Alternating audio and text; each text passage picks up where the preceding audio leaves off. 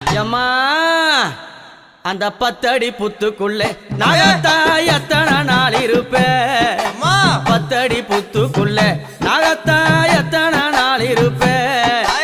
பாலாத வாத்து வச்சேன் நாகத்தா பருகிட வாரும் அம்மா நான் பாலாத வாத்து வச்சேன் நாகத்தா பருகிட வாரும் அம்மா 10 அடி புத்துக்குள்ளே நாகத்தா எத்தனை நாள் இருப்பேன் 10 அடி புத்துக்குள்ளே நாகத்தா